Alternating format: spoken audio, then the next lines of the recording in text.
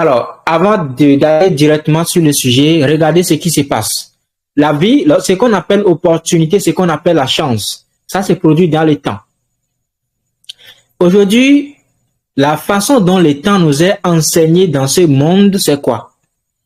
Il y a un enfant qui est né, et quand il est né, il vit normalement dans l'espace. L'enfant vit dans l'espace, il voit que tout se produit de façon continue.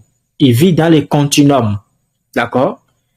Ok? Il voit le point A, il voit le point B, il sait que tout se produit au fur et à mesure. Ok? Donc, ce qu'on nous enseigne aujourd'hui, c'est ça. Mais un jour seulement, l'enfant manque son papa, il ne voit plus son papa à la maison et il demande à sa maman, mais maman, où est papa?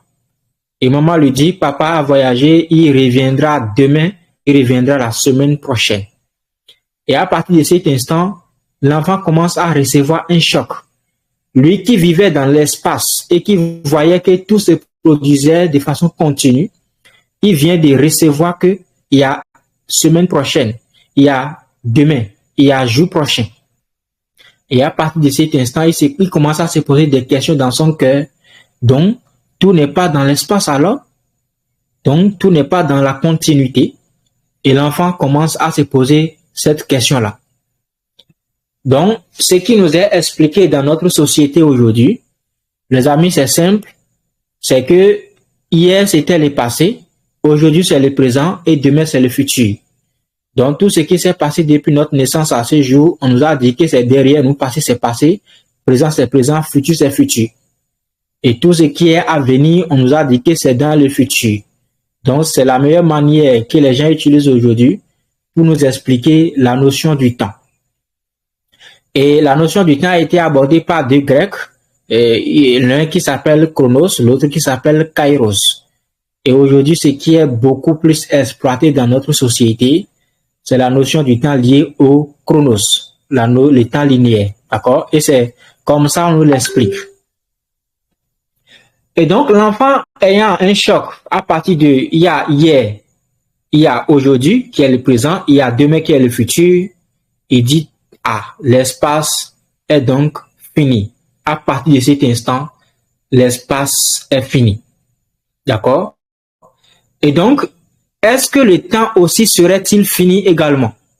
Point d'interrogation. Le temps serait-il fini également? Nous avons Chronos, comme je l'ai dit tout à l'heure, c'est lui qui a abordé la notion du temps linéaire.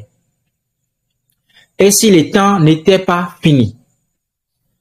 Regardez, les amis, on avance dans la vie uniquement vers la direction dans laquelle on fait face. On avance uniquement dans la direction à laquelle on fait face. Lorsque tu te mets debout là maintenant, bon, je vais notifier, s'il arrivait, d'accord, que vous ne m'écoutiez plus, vous écrivez dans le groupe. Ok? S'il arrivait que vous ne m'entendiez plus, vous écrivez ça dans le groupe pour que je puisse voir s'il y a un problème. Donc, on avance uniquement dans la direction à laquelle on fait face. Quand tu te mets debout, tu commences à marcher vers l'avant. La seule direction à laquelle tu fais face, c'est la direction vers laquelle tu marches. Ok? Donc, qu'est-ce qui va se passer? Tu vas rencontrer les choses auxquelles tu fais face. Et lorsque nous analysons notre vie aujourd'hui, qu'est-ce qui se passe? Là où vous êtes jusqu'à aujourd'hui, depuis votre naissance à ce jour, tout ce dont vous avez l'assurance, tout ce dont sur lequel vous avez l'assurance, c'est tout ce que vous avez appris jusqu'à aujourd'hui. Les expériences que vous avez eues dans votre vie, les déceptions, les trahisons, les vols, les mensonges, tout ce que vous avez appris, les connaissances, les compétences et autres, c'est ça qui vous garantit le demain. Donc la vérité est que le futur n'est pas celui auquel nous faisons face. Puisqu'on nous a dit passé, c'est passé, présent, c'est présent. Ça signifie normalement, le sens, ça signifie que ce que tu as appris hier n'est pas ce qui est demain. C'est ce que ça signifie normalement. Or, c'est sur quoi tu as assurance aujourd'hui, c'est tout ce que tu connais. C'est toutes les expériences que tu as eues. C'est tout ce que tu as vécu jusqu'à aujourd'hui. C'est ça qui te permet de produire le demain normalement. Et donc, qu'est-ce qui se passe? Nous sommes dans le présent, c'est ici. Aujourd'hui, c'est le présent. Mais la meilleure manière, la seule chose qui va se produire encore demain pour toi, c'est ton passé. C'est le passé qui est ton assurance. Le passé va se reproduire encore demain. Les connaissances que tu as aujourd'hui, c'est les mêmes connaissances que tu vas continuer à appliquer.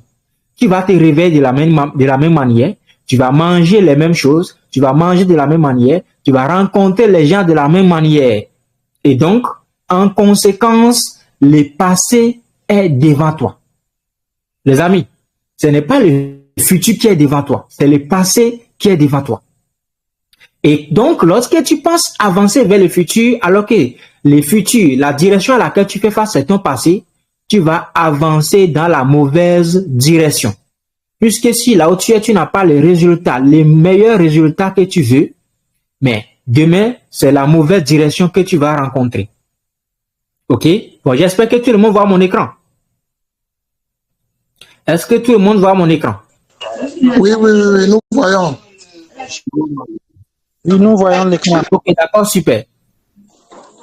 Donc, les amis, la seule chose à laquelle tu fais face, c'est ton passé.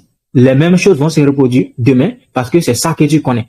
Et de cette façon, si les résultats que tu obtiens aujourd'hui ne sont pas bons plutôt, tu avanceras dans la mauvaise direction. Par contre, les futurs, on ne peut pas le voir. C'est pourquoi on l'appelle les futurs. On avance, on recule pour aller vers le futur parce que c'est derrière nous. Le futur est derrière nous, le passé est devant nous. Et pour aller vers le futur, il faut reculer.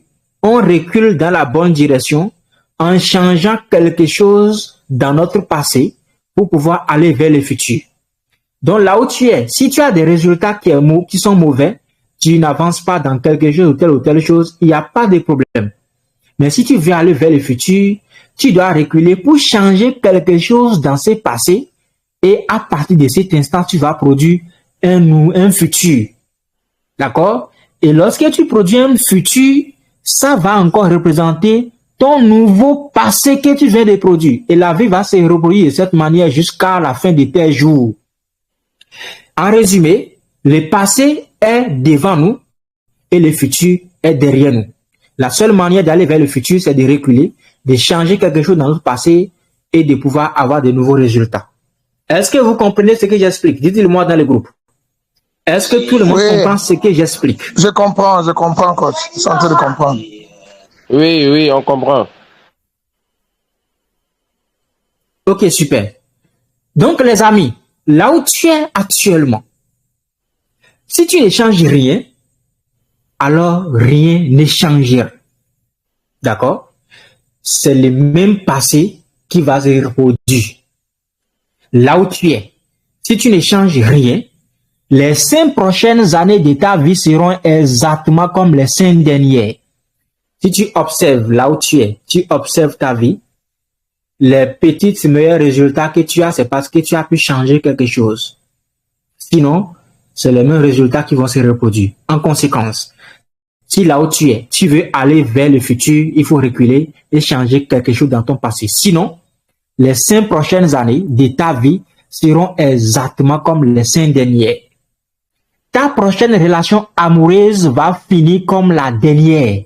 Il n'y a rien à faire. Si tu ne changes rien, tu vas encore divorcer. Si tu l'as déjà fait. Si tu ne changes rien, mais tu vas quitter encore ta copine ou ton copain. Les mêmes résultats vont se reproduire. Si tu ne changes rien, ton prochain projet d'entreprise qui a échoué, que tu as fermé, tu vas encore fermer les prochains projets d'entreprise de la même manière. Mais si tu changes quelque chose, mais tu auras de nouveaux résultats. Sauf si tu changes quelque chose. D'accord? Et là, qu'est-ce qu'on peut changer dans notre vie? Là, maintenant, qu'est-ce qu'on peut changer pour avoir de nouveaux résultats? On peut changer des compétences. On peut avoir plus de compétences. Si ce que tu fais ne marche pas, il n'y a pas de problème. Mais pour que ça marche, il faut développer encore plus de compétences. Il faut chercher encore plus d'informations. Et en ayant plus de compétences, tu vas commencer à avoir plus de voies qui seront ouvertes. Et à partir de cet instant, tu commences à construire un nouveau passé, sinon tu commences à aller vers le futur. Tu commences à reculer vers le futur. Ensuite, on peut changer aussi les réseaux, les gens qui nous entourent, les gens avec lesquels nous collaborons, puisque c'est ça qui définit aussi notre vie, nos résultats. On peut les changer pour avoir un réseau de qualité. On peut rencontrer des bonnes nouvelles personnes pour construire une nouvelle vie, un nouveau réseau de qualité. On peut aussi gagner plus d'argent. Et lorsque tu as des compétences, plus de compétences, tu as le nouveau réseau, mais il est très facile de gagner plus d'argent. En conséquence, si demain, hier, plutôt, tu n'avais pas de l'argent, avec ceci, tu commences à gagner plus d'argent. Ensuite, on peut avoir plus de sagesse. La sagesse, c'est quoi? C'est le fait d'échouer dans plein de choses dans la vie. C'est le fait de réussir dans plein de choses dans la vie. Et en fin de compte, de dire, mais écoute, je tire des leçons et je prends les bons côtés. Tout ce qu'il y a de bien dans toutes les expériences que j'ai eues, je les prends. C'est ça la sagesse. Ce qui fait que demain, si quelqu'un vient vers toi, il te pose des questions sur quelque chose, il t'exprime une difficulté, tu as quelque chose à dire de bien parce que tu es un homme sage. Et là, on peut changer, c'est-à-dire on peut avoir plus de sagesse. Ensuite, on peut également avoir plus d'endurance. Si tu commençais quelque chose et que quelque temps après, tu as l'échec, tu n'es pas endurant, tu n'es pas persévérant, et c'est ça qui fait que tu abandonnes. Mais il faut avoir maintenant plus d'endurance. Il faut rester plus longtemps avec la chose. Il faut avoir une vision de long terme. Cela va te permettre de rester longtemps, avoir plus d'endurance pour pouvoir avoir un nouveau passé, sinon aller vers le futur. D'accord? Est-ce que vous comprenez? Est-ce que tout le monde comprend ce que j'explique? C'est très très important la science de ce soir. Et si vous appliquez tout ce que je suis en train de dire, mais les amis, oui, dans les 25 années prochaines, vous allez voir, vous serez en train de construire de nouvelles choses au fur et à mesure. Et à partir de cet instant, vous irez vers le nouveau futur. D'accord? Alors, l'inattendu et l'imprévu. Les amis, vous pouvez avoir de l'imprévu. D'accord? Vous pouvez rencontrer des imprévus. Mais vous ne devez pas rencontrer des inattendus. Dis que, mon entreprise a échoué, je ne m'attendais pas à ça. C'est mensonge. Tu ne dois pas attendre que ton entreprise ne va pas échouer. Tu dois prévoir ça. Ça doit être, si tu n'as pas de compétences, tu n'as pas les informations nécessaires, tu ne mets pas en place les stratégies qui permettent de réussir une entreprise, mais le résultat, c'est l'échec. Donc, ça ne doit pas être quelque chose auquel tu n'attendais pas. Les imprévus, oui, mais l'inattendu, jamais. OK? Par contre, nous avons donc Kairos qui a abordé la notion du temps et qui a parlé du temps opportun. D'accord?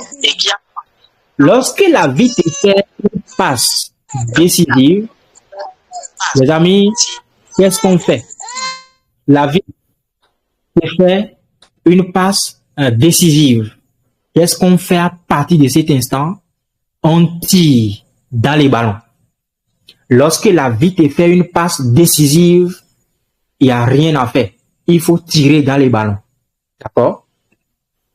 Les opportunités arrivent souvent dans une fenêtre de tir. Les amis, parfois on a des opportunités et le moment auquel l'opportunité est arrivée, c'est le moment où on a plus de difficultés. C'est le moment où on a plus de complications. C'est le moment où les affaires sont en train d'échouer de plus en plus. Mais il faut tout faire pour reconnaître que ceci, c'est une opportunité et je dois m'y mettre. En conséquence, si tu ne reconnais pas ces opportunités qui sont en train d'arriver dans une fenêtre de tir, ces opportunités vont partir. D'accord? Et donc, qu'est-ce que vous allez faire de vos opportunités en 2024? Qu'est-ce que vous ferez? Qu'allez-vous faire de vos opportunités en 2024? La question revient